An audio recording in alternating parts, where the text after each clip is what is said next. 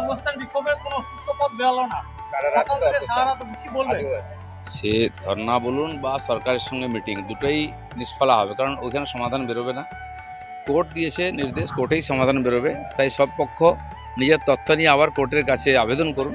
আমার মনে হয় সুপ্রিম কোর্ট সবার কথা শুনে তারাই ঠিক সিদ্ধান্ত দেবেন। 18,000 লোকের চাকরি ফেরত যেন আসে, এটা আমরা চাই। সবার কুশল কামনা করে প্রার্থনা করেছি, সব বাংলায় শান্তির প্রার্থনা করেছি, সবাই যেন আমরা ভালো থাকতে পারি সেই প্রার্থনা করেছি। দাদা, কালকে মুখ্যমন্ত্রী বলেছেন 10,000 লোকের চাকরি দিয়েছে, কি বলবেন? তারা কোথাকার লোক? বিহার, ইউপি না পশ্চিমবাংলার? কেউ চাকরি পেয়েছে জানি না। এখানে 3 জন সিভিক পুলিশ আছেন, তারা বলে আমাদের যা পয়সা তাতে চলে না। এই চাকরির কি মানে হয়? উনি দেওচা পাচামিতে বলেছিলেন 1 লক্ষ লোকের চাকরি হবে, এক ঝুড়ি কয়লাও বেরোলো না, একটা চাকরিও হলো না। সবার প্রথম কামনা করলাম পশ্চিমবঙ্গের জনগণের স্বার্থে অশুভ শক্তির বিনাশ করে রাজনৈতিকভাবে আমরা পরস্পরকে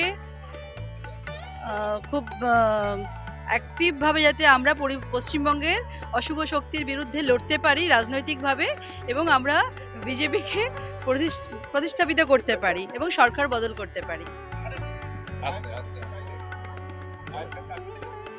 ব্যাস, পশ্চিমবঙ্গের অশুভ শক্তির বিনাশ হোক, পশ্চিমবঙ্গের স্বার্থে তথা ভারতবর্ষের স্বার্থে